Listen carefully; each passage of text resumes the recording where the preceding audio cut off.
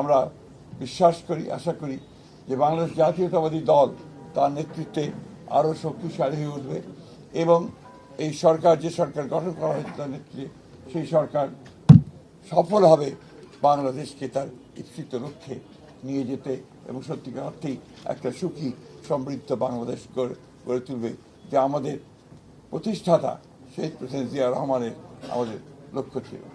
আমরা আশা করব যে আমাদের বাংলাদেশের সব মানুষ আমাদের দলকে সহায়তা করবে।